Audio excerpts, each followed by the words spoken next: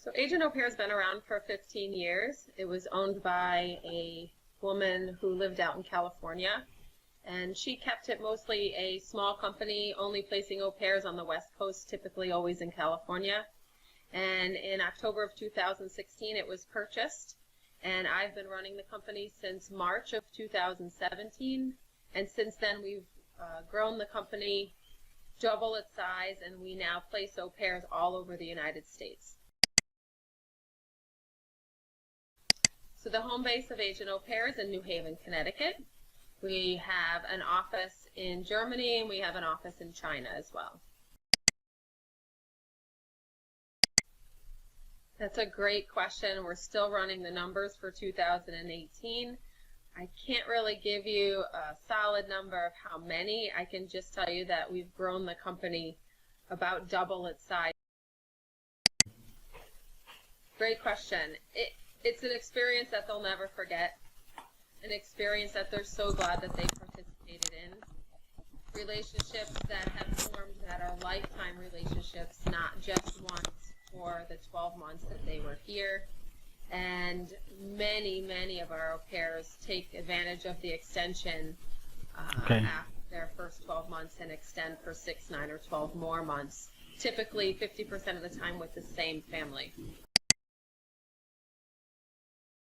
So many au pairs do take advantage of that. I would say about 50 to 60% of my au pairs take advantage of the extension program. Of the ones that choose not to extend, it's typically because they're going back to their home country to further their education.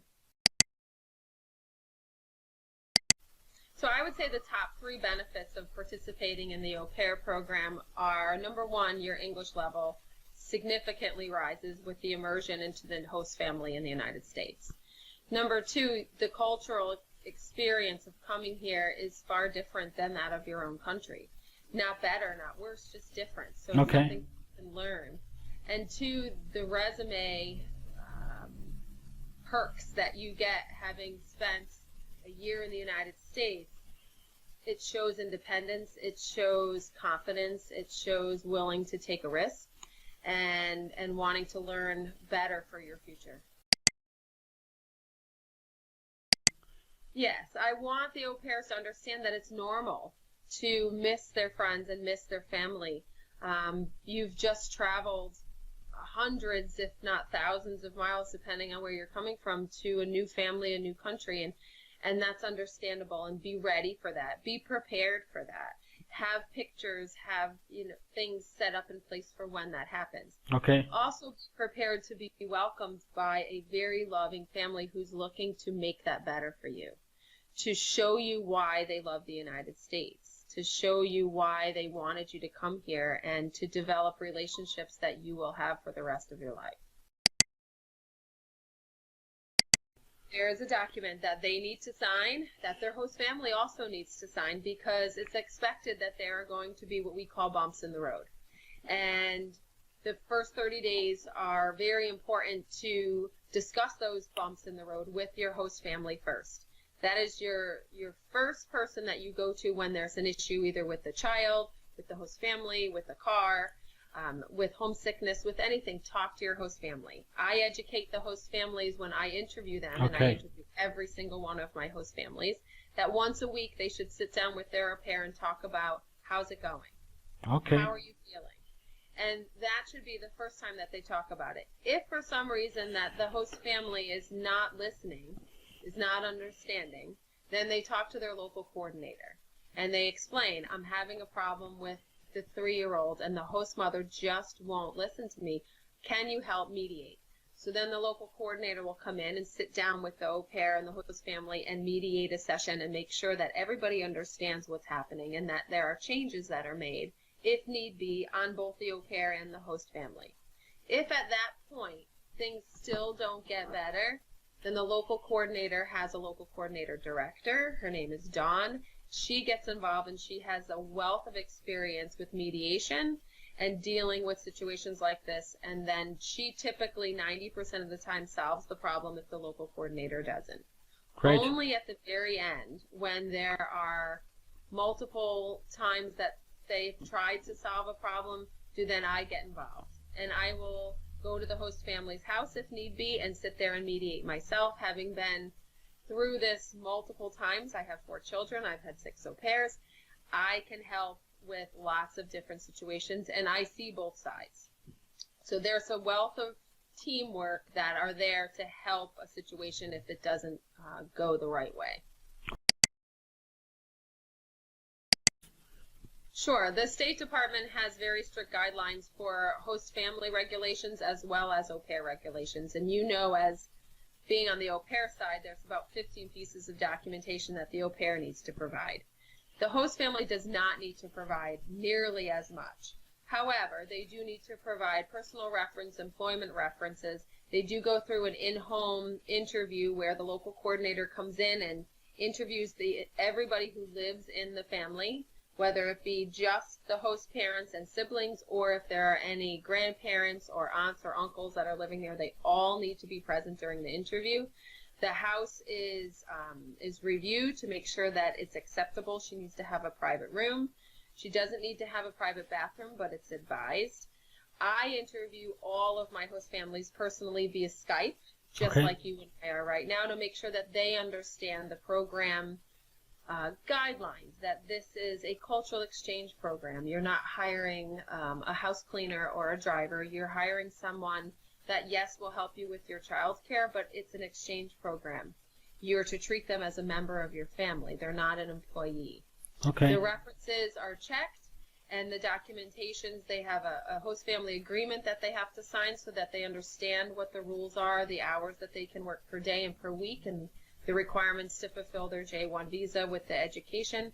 So they do go through a process. I wish I could say it was as lengthy as what the au pair does, but it's not. But it is something that I feel very comfortable with, that they are well. Excellent question. The ideal au pair profile, first and foremost, is someone that is courageous enough to come to the United States and be prepared to live outside of her comfort zone or his comfort zone for a year or possibly less. In addition to that, the qualifications that would make them an excellent candidate, make their profile stick out a bit more, is someone who has a minimum of a B level of English, someone who can carry on a conversation, someone who has a minimum of 6 months to a year of driving ability and is comfortable behind the wheel, someone who can swim. They don't need to be Michael Phelps, but somebody who can swim pretty avidly. Okay. And somebody who's comfortable in the kitchen. Again, you don't need to be Martha Stewart and be able to prepare 5-course meals, but you are going to be preparing meals for the children, and it's important that you're comfortable with that. So if you've got all those qualifications, you're not going to be around very long. You're going to find a family very, very quickly. So if an au pair sends me an email and says, I only want to be in California, I will not accept the au pair. If the au pair says, I only want to be with a family with no more than 1 child because I want to have free time while I'm watching my children, I won't accept the profile. It's important that they don't put what their after hours, location choices, family choices, that's not what the program's about. Again, just like when I interview my families, if I have a family that is very specific about what they don't want in an au pair, you're not going about it for the right reasons. So it's important that the au pair understand that they're coming to America to live with a family that fits what she can provide. If she has special needs experience, then she can be with a family with special needs. If she has infant qualifications, then she can be with a family that has infants. If she has experience driving for 5 years and her children need someone to drive them to and from their sporting activities, regardless of the ages of the children, the color of the children, the ethnic background of the children, it doesn't matter. She can provide skills that that family needs, and the personality matches. So I don't want them to expect this cookie cutter family in this cookie cutter house in a specific state. Sure. That's what's going to limit their matching significantly. So let me see how I'm going to phrase this. We have enjoyed many years of partnership with Vet International. We have enjoyed all of the excellent candidates that you have provided for my company, and our host families have thoroughly enjoyed all of the au pairs that they've had to stay with their family that Vet International has provided for them. Okay.